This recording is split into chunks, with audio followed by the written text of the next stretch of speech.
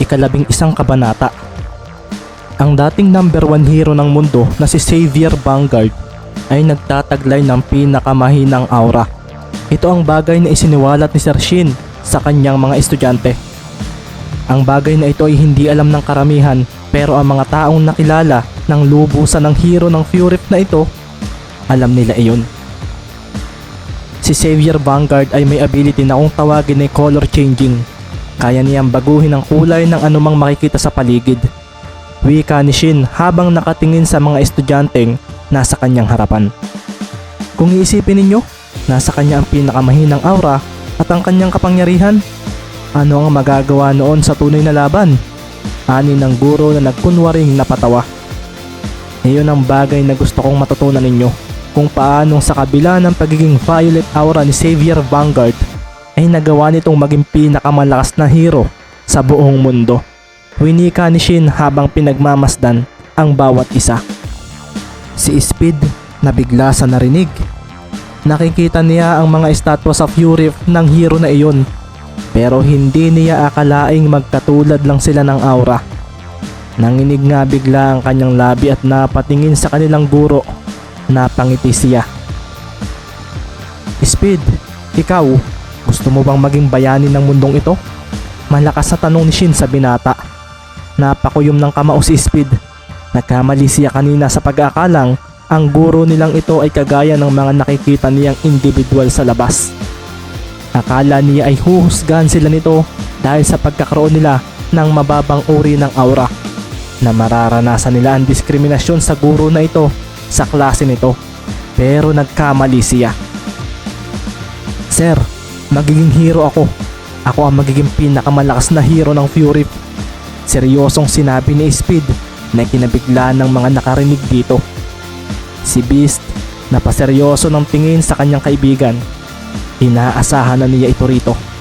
Alam niyang may kakayahan si Speed na magawa iyon dahil naniniwala siya sa taong ito.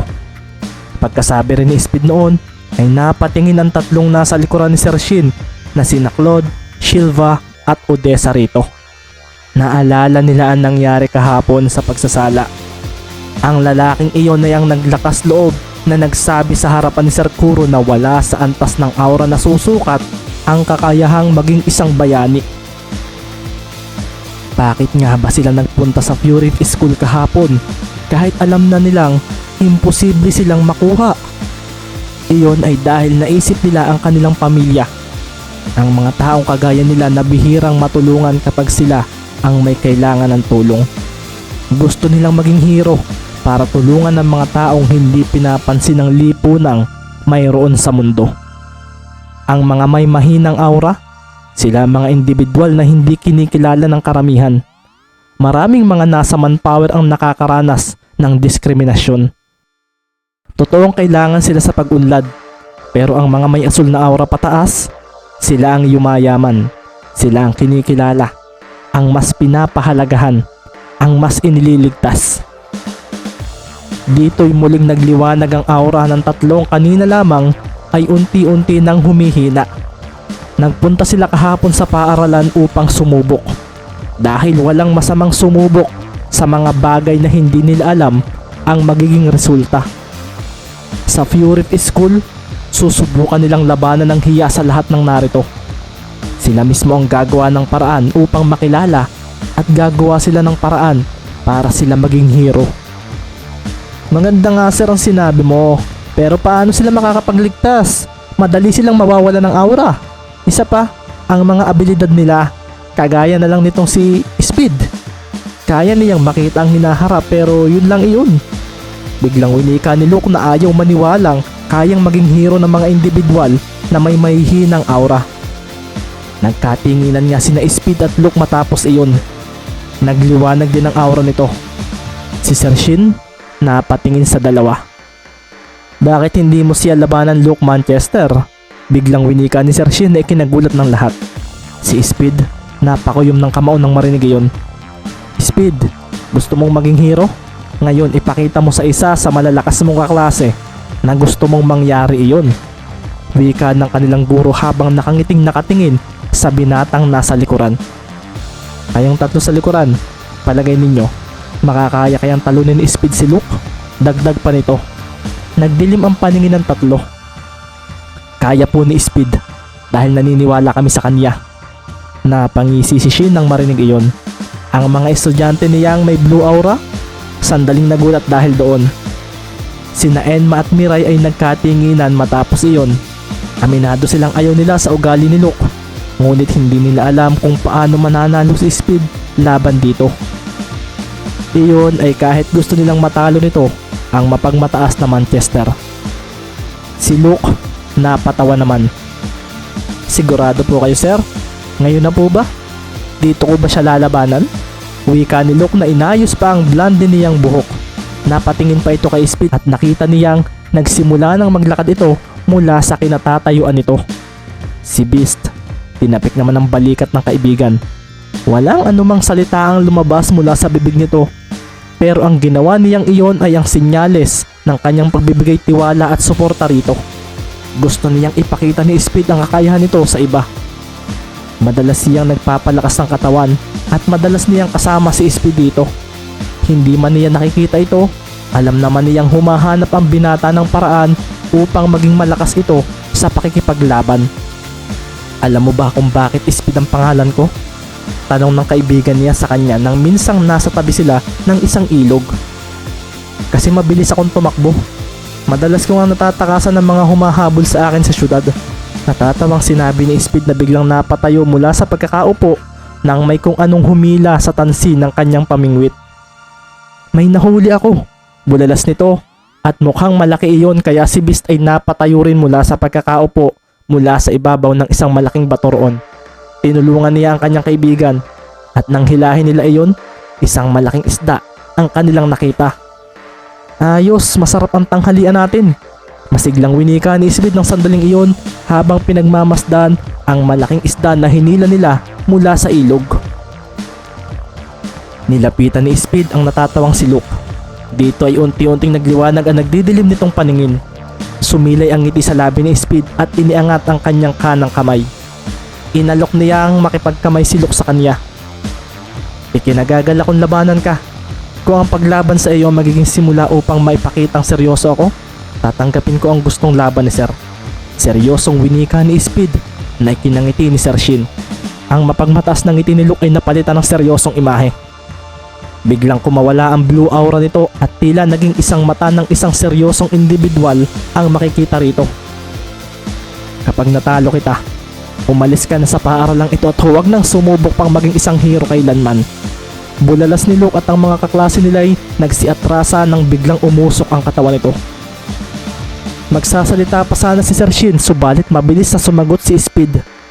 Sige ba, kapag natalo kita, gusto ko maging magkaibigan tayo. Okay ba iyon? Nakangiting ani Speed. Nabigla naman si Sir Shin sa sinabing iyon ni Speed. May naalala kasi siya bigla dahil doon. Si Luke naman ay napatingin ng seryoso rito. Sinubukan itong huwag matawa pero hindi rin niya nagawa iyon. Tinawanan nga niya ang may kapayatan niyang kaklase na si Speed. Isa kang komedyante. Ngayon, gusto mo pang maging kaibigan ako? Hindi nababagay ang isang tulad ko na maging kaibigan ka. Wika ni Luke dito. Mukhang isa itong tagisan. Kung ganoon, winika naman bigla ng kanilang guro at muling pumitik ito sa hangin. Sa isang kisap ng kanilang mga mata ay nagbagong muli ang paligid. Nasa ibabaw na sila ng isang may kalawakang pabilog na battle arena. Isang magandang lugar para sa tagisan, hindi ba?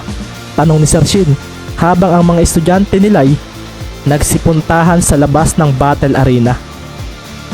Naiwang magkaharap sina Speed at Luke habang ang kanilang guro na magitan muna sa dalawa bago simulan ang laban. Ngayon, parte na ito ng pagsisimula ninyo sa Purif School. Bibihira ang paglalaban ng mga magkaibang aura rito pero mukhang interesante ang mangyayari. Seryosong winika ng guro sa dalawa. Kung sino ang unang susuko, mawawala ng malay o kung sino ang unang malalaglag sa labas ay siya ang panalo. Dagdag pa nito at muli itong pumitik sa hangin. Kasunod noon ay bigla na lamang itong naglaho at napunta sa mga estudyante niyang nasa labas ng paglalabanan. Panoorin ninyong mabuti ang laban. Ipapakita ninyo sa inyo na kayang maging bayani ng sinuman. Na kahit mahina ang aura nito, kaya nitong manalo. Sabi ni Sir Shin matapos pagmasdan ng mga blue aura niyang mga estudyante. Dito ay biglang kumawala ang napakaliwanag na blue aura ni Luke. Nakangisi niyang pinagmasdan si Speed na nakahanda na rin habang nagliliwanag naman ang violet nitong aura. Tatapusin ko na kaagad ito. Sambit ni Luke na biglang umusok ang kanang kamao. Bahagyang namula iyon, patunay na napakainit ang parting iyon. Mabilis siyang lumapit kay Speed na seryoso siyang pinagmamasdan. Sa pagkakataong iyon ay pinakawalan niya ang kanyang mainit na kamao. Nakatingin siya sa nakabukas na mukha ng kalaban. Kasabay ng mabilis sa paghakbang ng kanyang kanang paa ay ang pagbulusok ng umuusok niyang suntok patungo rito. Walang kahirap-hirap namang iniwasan iyon ni Speed. Nakita niya ang suntok na iyon gamit ang kanyang ability. Si Luke, napangisi naman matapos iyon. Inaasahan na niya iyon. Kaya nga paglampas ng kanyang kamao ay mabilis niyang iginalaw ang kanyang mga paa. Nagpakawala pa nga ng mainit na usok ang kanyang katawan. Nakita rin niya ang pag-atras ni Speed. Napangisi muli siya at bigla siyang tumalon gamit ang usok na inilalabas ng kanyang mga paa. Napakabilis noon. Si Speed nakita muli ang mangyayari, ngunit masyadong mabilis ang paparating na si Luke. Hindi maganda to. Bulalas ni Speed na pagkaatras ay mabilis na nagpalabas ng violet aura. Nakikita niya na papalapit na ang suntok ni Luke sa kanyang mukha. Kailangang makaupo agad siya upang hindi nito tamaan, ngunit huli na ang lahat sapagkat masyadong mabilis ang kanyang kalaban. Sumabog ang usok na lumalabas mula sa mainit na kamao ni Luke. Napangisi siya dahil naramdaman niya ang pagtama ng kanyang kamao. Sa pagtama ng suntok na iyon sa mukha ni Speed, siya namang pagtalsik nito papalayo. Nagpagulong-gulong pa ito hanggang dumiretso ito sa dulo ng battle arena na nakahiga. Nakita ng mga nasa labas ang nangyari. Imposibleng manalo ang isang iyan kay Luke. Sambit ni Lasty na seryosong nakatingin sa nakabulagtang si Speed habang umuusok pa rin ang mukha nito dahil sa init. Ang violet aura ay mananatiling mahina. Hindi niya matatalo si Luke Manchester. Wika naman ni Bruce na hinihimas-himas ang kanyang kamao. Si Beast nakatingin lang sa kanyang kaibigan. Ni hindi siya nag-aalala rito sapagkat nararamdaman niya at malinaw niyang nakikita na patuloy na nagliliwanag ang aura ni Speed. Ang sakit. Bulalas ni Speed nang suntukin siya ni Beast nang minsang sinubukan niyang labanan ito. Kahit na walang aura ang kanyang kaibigan ay hindi naman niya ito matalo-talo. May mga araw na hinahamon niya ang kanyang kaibigan sa isang laban. Ginagawa niya ang lahat upang mapatumba si Beast, ngunit hindi niya iyon magawa. Kaya sa huli, palagi siyang bugbog sarado sa kanyang kaibigang ito. Ilang taon nila itong ginagawa at kahit ilang ulit at palaging bugbog sarado si Speed, ni minsan ay hindi ito sumuko na mapatumba ang kaibigan sa unang beses. Hanggang sa nitong nakaraang buwan ay nagawa na nga niya ito. Napatumba niya si Beast. Sa wakas, natamaan na kita at napatumba. Masayang wika ni Beast na namamagana ang mukha at makikitang marami na ring dugo ang dumadaloy sa mga sugat nito. Mabilis namang tumayo si Beast. Hindi niya nakita ang ginawa ni Speed at nabigla na lang siya nang may kung anong tumakid sa kanyang binti.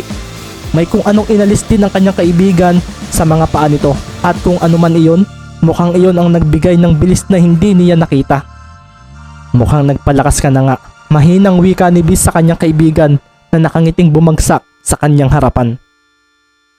Napapangiti si Speed habang nakahiga sa dulo ng battle arena. Nararamdaman niya ang sakit at init ng suntok na iyon ni Luke. Kung hindi siya makakabangon, ay wala na siyang pag-asang manalo. Kaya iniwaglit niya ang sakit na nararamdaman sa mukha niya. Mas malakas sumuntok si Beast kumpara sa iyo. Sabi niya sa sarili habang inaalala ang mga laban niya kay Beast. Naisip niya na kailangan niyang manalo. Kailangang may magawa siya para maipakita niya sa kanyang sarili na kaya niyang manalo at kaya niyang magligtas ng hindi kasama si Beast. Dito ay bumangon siya kaagad. Parang nahihilo siya pero nilabanan niya iyon. Nakita nga niya si Luke na naglalakad na papalapit sa kanya. Umuusok ang katawan nito habang nababalutan ng asul nitong aura. Kinapa kaagad niya ang dalawang metal na palaging nakaikot sa itaas ng kanyang mga paa. Mga pabigat ito na maraming taon na niyang suot-suot at isang beses pa lang nga niya itong sinubukang alisin. Nang makita kasi niya noon ang araw-araw na pag-iensayo ni Beast, naisipan niyang gayahin ito. Subalit mukhang ang katawan na meron si Beast ay hindi niya matatamo sapagkat kahit gaano karaming isda at gaano karaming pagkain ng kanyang kainin ay hindi siya nagkakalaman. Speed. Hindi niya ito ipinangalan sa kanyang sarili ng walang dahilan. Isa pa, nalaman niya na malaki ang naiitulong ng aura para mas mapalakas ang isang atake o mapabilis ang pagkilos ng isang individual. Inalis niya ang mabigat na bagay na iyon sa kanyang mga paa. Hindi ako basta lang umaasa sa aking kapangyarihan. Maraming paraan para manalo. Seryosong sinabi ni Speed at si Luke ay kasalukuyan na ngang nasa kanyang harapan. Nagliwanag ang mga mata ni Speed. Nakita niyang yayakapin siya ni Luke upang maipadama ang napakainit nitong kapangyarihan. Napangisi si Luke at mabilis na umabante habang ang mga bisig niya ay nakabukas. Tingnan ko kung makakabangon ka pa pagkatapos nito. Bulalas ni Luke at kumawala ang napakaraming usok at singaw mula sa katawan nito. Steam Hell! Sambit pa nito at naramdaman ang napakainit na singaw sa buong paligid. Mabilis itong niyakap si Speed ngunit bago pa man mangyari iyon ay mabilis ang napunta si Speed sa likod nito. Ang violet aura nito naipon lamang sa mga paa nito.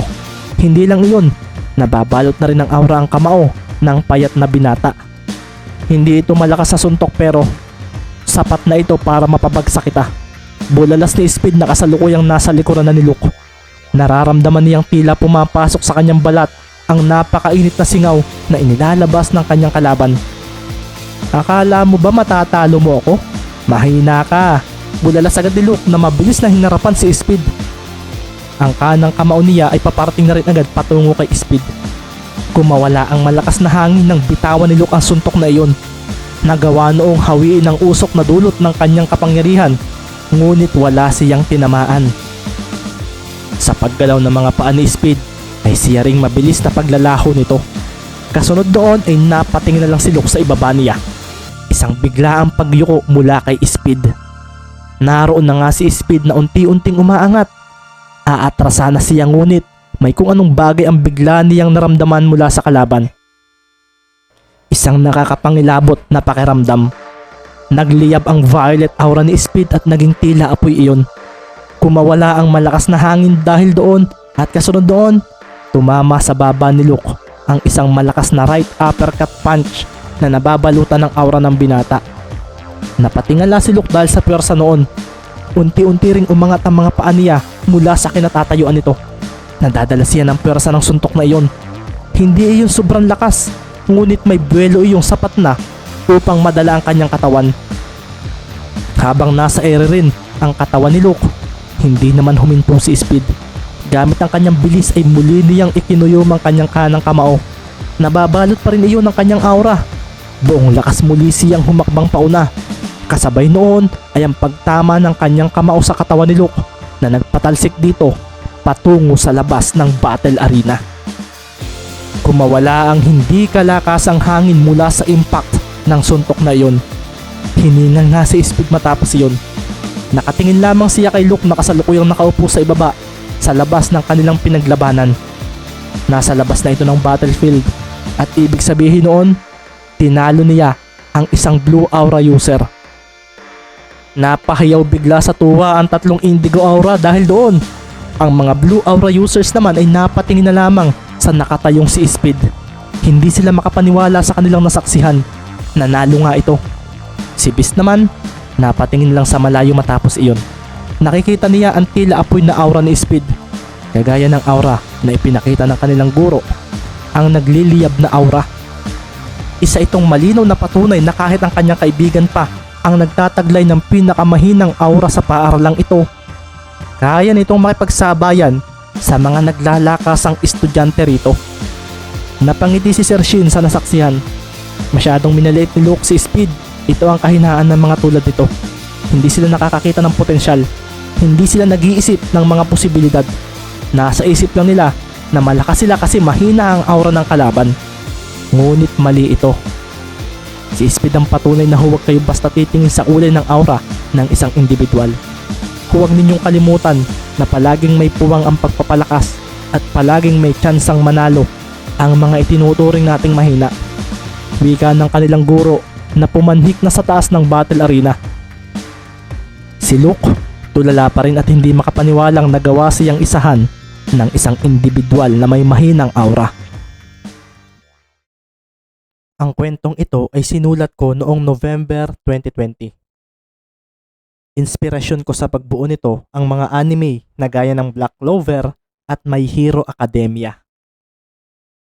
Samahan ninyo akong mag-backread sa pamamagitan ng pag-upload ko rito sa YouTube channel. Nakalimutan ko na kasi ang ilang laman ng kwento. At upang maipagpatuloy ito ang naisipan kong gawin, ang i-upload ito rito.